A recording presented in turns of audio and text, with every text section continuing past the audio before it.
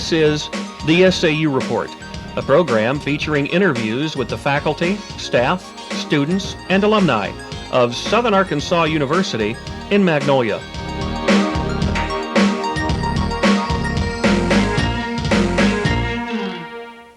Welcome to this edition of the SAU Report.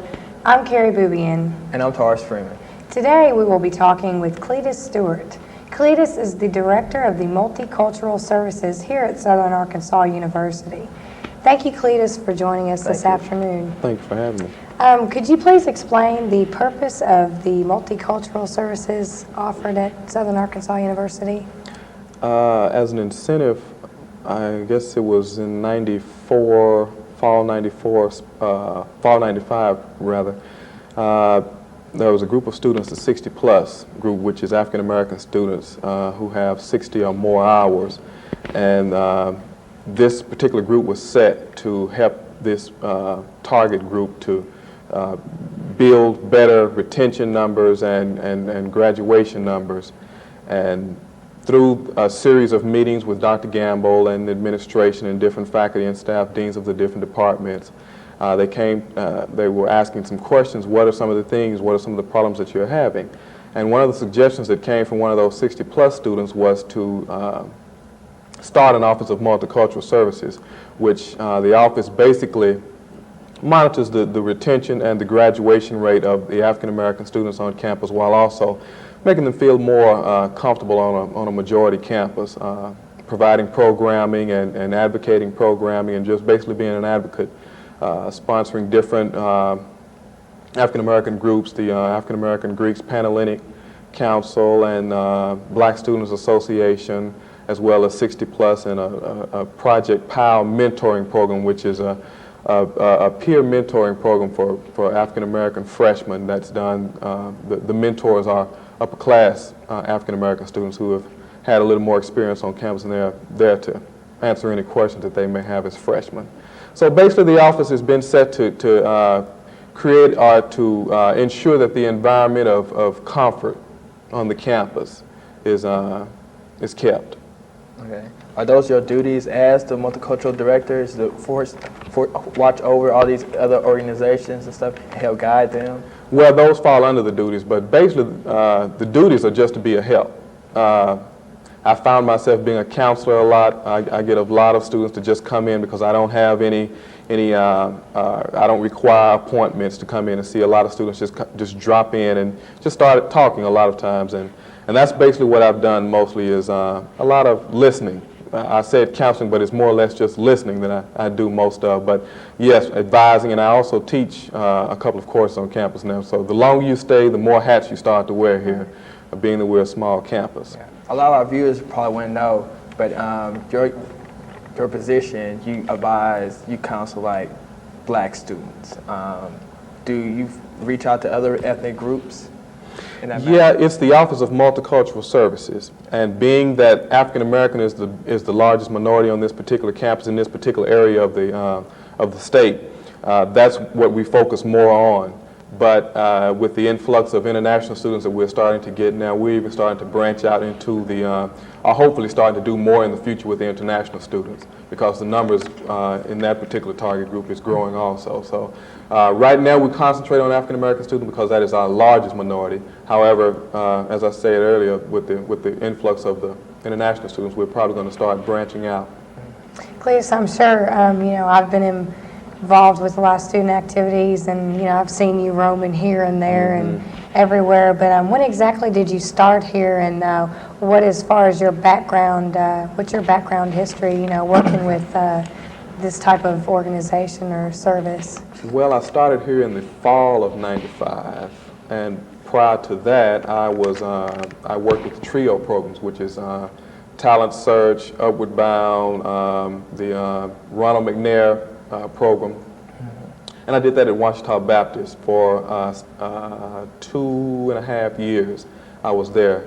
I'm a graduate of Grambling University in Louisiana, where I was in marketing. I have a background in marketing, and I graduated and was in sales for a while and sold everything from clothes to insurance. And in doing that, I lived in Chicago right after college, but I moved back home Arkansas. I'm originally from Arkansas. I moved back home and met a friend, an old childhood friend, and he told me there was a position available at Ouachita and interviewed, and ever since then I've been in higher education, and I thoroughly enjoy it. I think this is my calling, to work with students. I really enjoy this. Mm-hmm. What made you decide to take a job of this nature?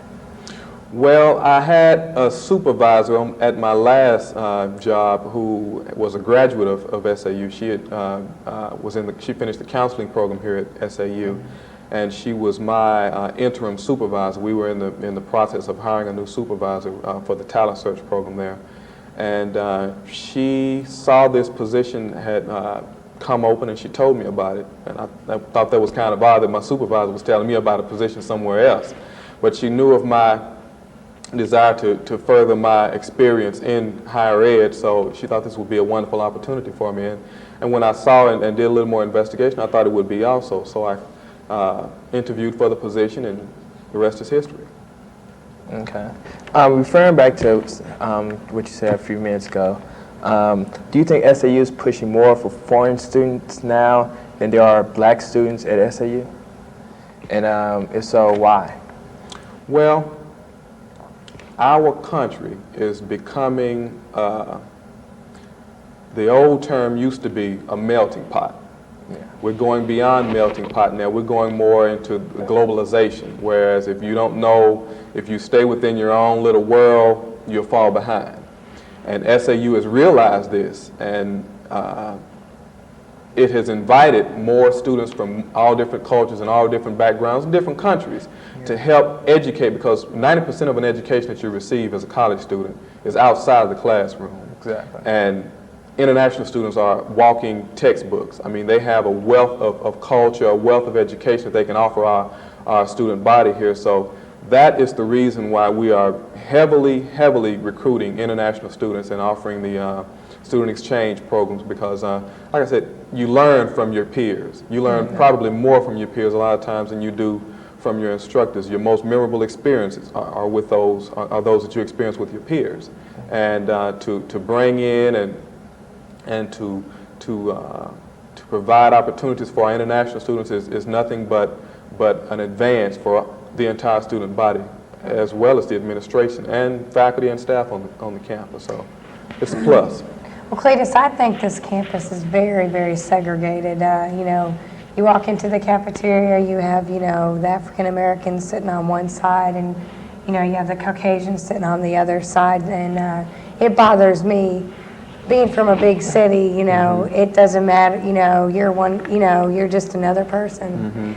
Whether you have purple hair, orange hair, or whatever. And I feel as though everyone should come together, and realize this, as director over the Multicultural Services, how do you feel like we could change this somehow and make the students aware that, when they do venture off in the real world, that it's not going to be that way? Or how can we change that? Do you think there's somehow that we can change that? The first step would be to institutionalize, which I feel that the university is going towards that direction, is to institutionalize the fact of it's more than you in this world.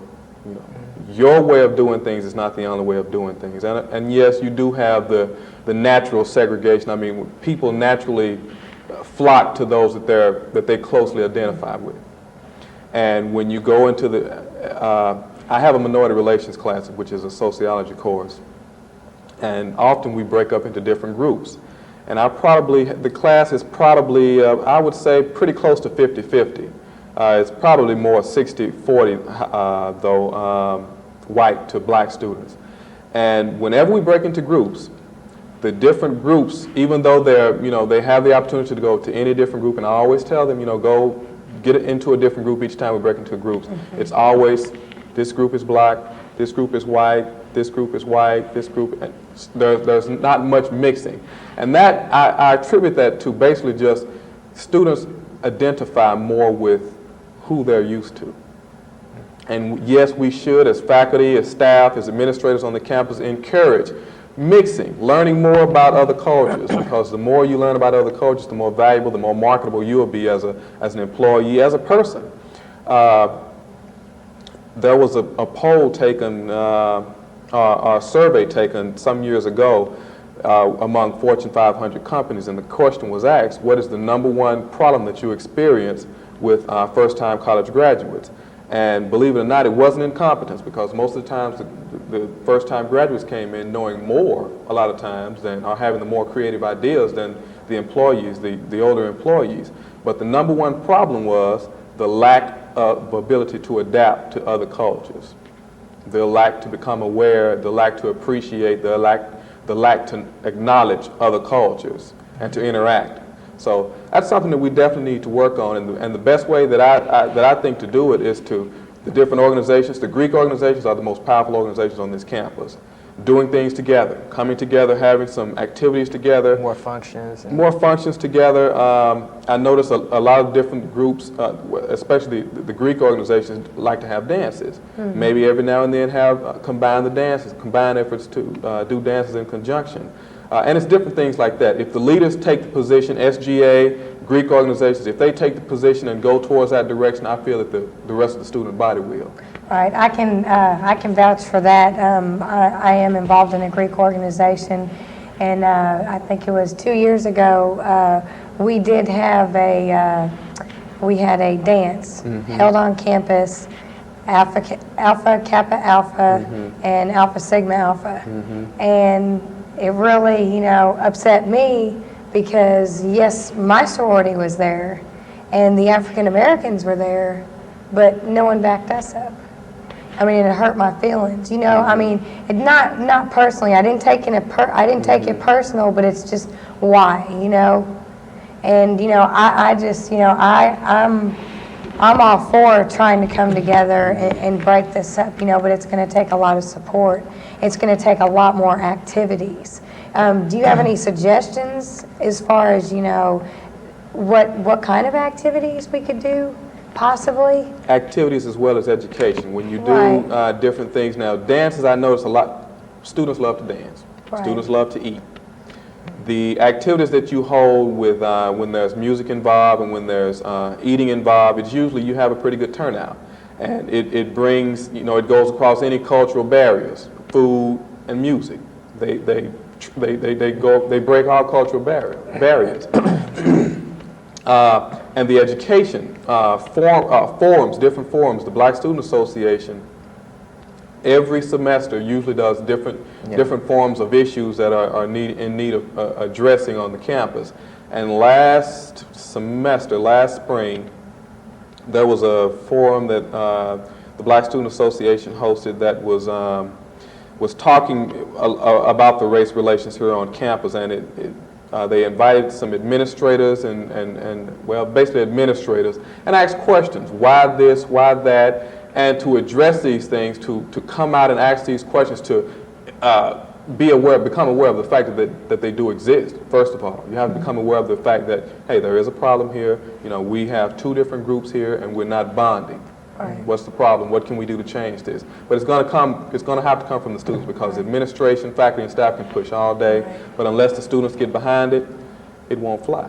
Yeah. If I decide to go in and sit in a Black Student Association meeting, would I be, maybe this is the wrong question, but would I be treated differently? Would their topics change? Actually, how would they act towards me if, because I see it as a problem. I'm from a big city, like I said, it is a problem, and anyone that stays on campus sees it. The commuters do not see it, because you bring in the commuters and it's, more or less majority white. But on campus and the on-campus activities, majority is Black. So if I was to go into a meeting, how do you think that would go? Actually, Black Student Association encourages people from other cultures to come in, because I preach this. I'm the advisor for this particular group, and I preach all the time. Anything that I have anything to do with, any class that I teach, any organization that I advise, I preach. Mix the cultures.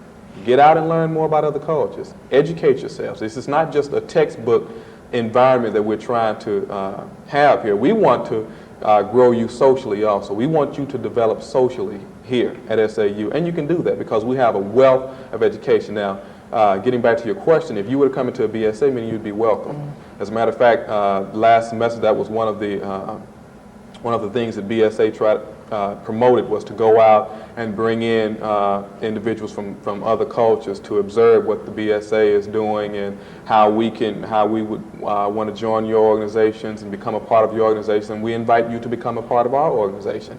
Even though it's called Black Student Association, it's open to all students on the campus. Yeah. I've been here for 3 years now. I've seen there's a low percentage of black students participating in student organizations and stuff. How do you feel, what's the black students' role here on campus? Do you think they should be more involved, which I think they should be? Would it help race relations on campus? Most definitely. Most definitely, because the more you become involved, the better success you have as a student. Not only during your college career, but once you go on, because a lot of times, well, all the time, most corporations, most companies, most schools look for that student who is well-rounded. I mean, you may be a 4.0 student, fine and dandy, but if you weren't involved in anything, then you don't have too much to offer. You're just going to go in and do your job, and that's going to be it. The after-hour service that may be required sometimes, you may not be too willing to do that. So that student that shows more of a extracurricular involvement is going to be more valuable to anybody once they finish it. Not only while they're in school, but especially when they finish school. So yes, I encourage involvement 100%. That's my job. I'm in student affairs, and it's my job to encourage students and to see that students are more involved with activities other than class. Do you think at SAU, for example, our school newspaper, where there's only 2 black staff writers, do you think black students get the publicity for their organizations that other fraternities and sororities or different organizations receive on campus? There's always room for improvement, and that's not just a campus problem, that's a nationwide problem. Most of the times when there is publicity received, it's usually negative. Yes. And we all know that there are positive things going on within our communities and within our university communities, the black community on campus. There's always room for improvement.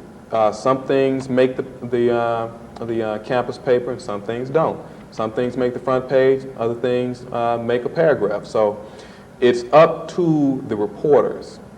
Even though there may be just 2 black reporters on the staff, those 2 black reporters are responsible for making sure that anything positive that goes on within the black community or the black student body on campus get in the break. And that can be a major responsibility. And in turn, you can also go and recruit more reporters. Yeah. Our campus is basically made up of students who, most of our students have 1, some 2, and even 3 jobs. And it's hard to get our student body involved into extracurricular activities. So that's a task that we ask ourselves, or that's a question that we ask ourselves constantly. How can we get students involved? How can we get students to become aware? How can we get students to take an interest into the different issues that's going on around them? Because for the most part, we're walking around blind as students. We don't know what's going on around us. We're going to class, we're going home, we're going to our jobs. So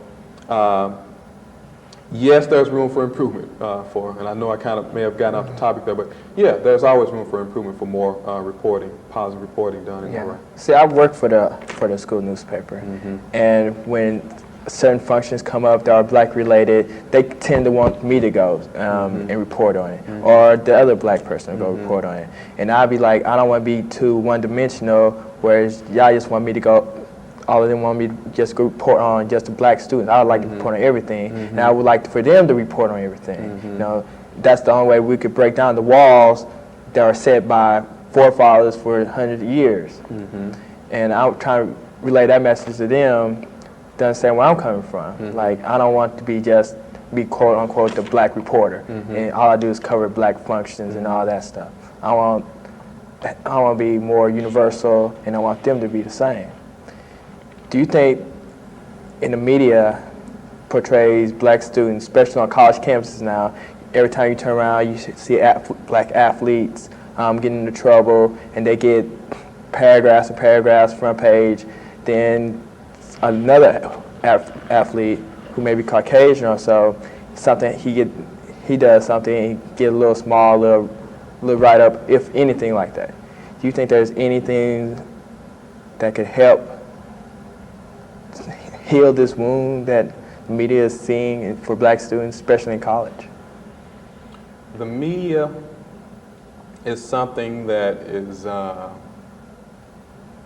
very influential. It's the most influential thing probably. You have more of our citizens, most of our citizens, are in tune with television than any other form of media, television, newspaper, than any other form of media in the world. And it has a very powerful position, and it has a responsibility to report things that are true and get the whole story. And we all know that that's not always done. And it's not just the media. Once the media plants this seed, it tends to nurture within our communities, within our society. And it's nurtured in a negative way. And the way we can change this, through education. Education, I mean, is the only way that we can do this. And you as a young reporter, both of you as young up-and-coming broadcast journalism majors, it's up to you to change it. And it starts with you because it's already inbred in our society. The media is, our society hinges basically on our media. So it's up to our young, incoming journalism professionals to change this stereotype. Have you seen any changes since you started here at Southern Arkansas University through the multicultural services? As far as? Well, personally, with you starting here, have you seen anything that you've, wanted to accomplish over the years, that you have been here with us? Well, that sticks out, one thing that sticks out particular in your head? SAU is a small campus, and it's an advantage to any student that come here because you're going to receive that intimate connection with your instructors, with your faculty, your staff, your administrators. This is one of the few campuses, the only campus actually that I've ever seen where the president of the university teaches a course. Yes. The vice presidents, teach courses on this campus. That's very, very unheard of. I have yet to see a campus where that happens. That's an advantage. There are a lot of things that go on at Southern Arkansas University that I'm proud to be a part of. This campus is one of three campuses in the state, one of three campuses in the state that has a designated minority affairs office on the campus. So it's making great headways, and we're moving in the right direction. That's why I say that the administration, faculty, and staff is headed toward that direction. Now it's up to us to pull the students along with us, but unless the students want to come along, like I said earlier, it really won't fly. So yes, I have seen some things that have greatly improved since I've been here. There's always room for improvement. There were some things that were established here when I got here that I was pretty impressed with. So it's going in the right direction. I'm feeling real good about the situation. Have you decided on any goals? Have you set any goals for yourself and as far as for your service for this upcoming school year? School year is in progress. Are there any personal goals that you've set and that you could possibly share with us today? One of the main things that I'm focusing on this year is to get our African American alumni more involved with the activities that we have going on campus. Number one is the homecoming. Yeah. There have been complaints that a lot of the homecoming activities are not as inviting to the African American alumni. And this is something that we want to get more involved in. This may be because we have low numbers of African American alumni coming back for homecoming. So we're in the process of setting up possibly a newsletter to keep the African American alumni informed of what's going on with African American students on campus. There is a newsletter that goes out that's a university newsletter, but it basically covers students. Everyone. Yeah, and a lot of the African American accomplishments may get overlooked a lot of times in this particular, and not to step on any toes or anything, but to get the African American alumni more involved in what's going on the campus, and to eventually set a scholarship through the African American alumni to help up and coming African American students on the campus and minority students in general. I know there are tons and tons of scholarships out there for students, and I know that in your multicultural services organization, if I may call it, you make it aware to your African American students what scholarships are out there available to them. There are so many, and there's also so many for the Caucasians too, and for the foreign, exchange students also. Could you elaborate on the different types of scholarships offered to the African Americans? One scholarship that I give out of my office is the Minority Incentive Award. And it's given to the high school student who has demonstrated in extracurricular involvement and leadership in those extracurricular activities, as well as a 20 on the ACT, and good academic standing, a 3-point or better, where actually, 3-point or better in the GPA. That's for freshmen. It's generally for freshmen. There are also scholarships that are available for students, departmental scholarships that are available for students, junior status, which is some of the different departments tend to target African American or minority students to invite more minority students within the majors, because one of the majors on the campus that we have where there's a low African American percentage is agriculture. But there are a wealth of opportunities for not just African Americans, but anyone that gets involved with agriculture. So the different departments offer the departmental scholarships. The Minority Incentive Award, which is given to freshmen, and the department scholarships are given to juniors. And then there are also state scholarships that are offered through the Arkansas Department of Higher Ed, which are basically for education majors. Those students who are planning to graduate or matriculate in education, graduate, and usually the payoff for that is a year to 2 years teaching in the state. So there are a wealth, as you said, there are a wealth of scholarship opportunities available for students.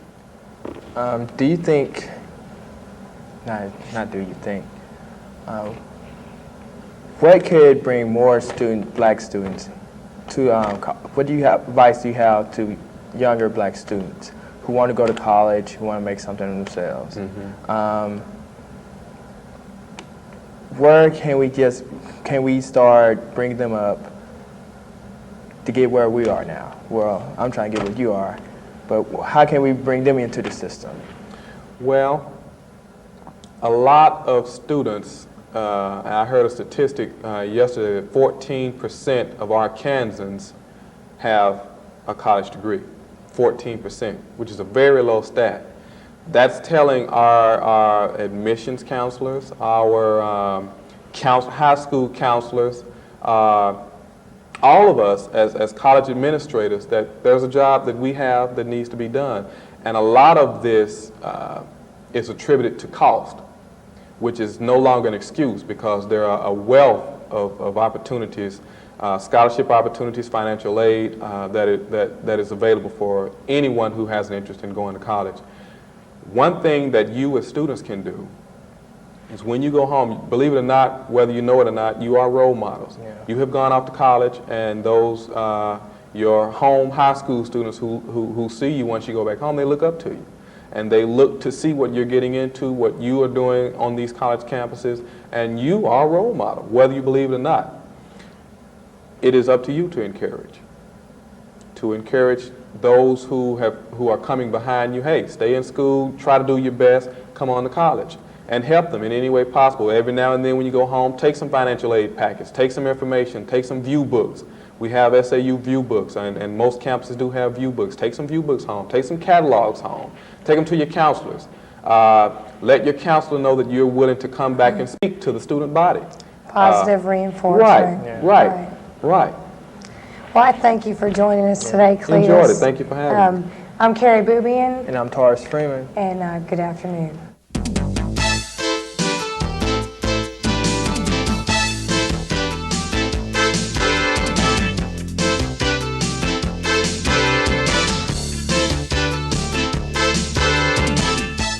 The SAU Report is a production of broadcast journalism students in the Department of Theater and Mass Communication at Southern Arkansas University in Magnolia.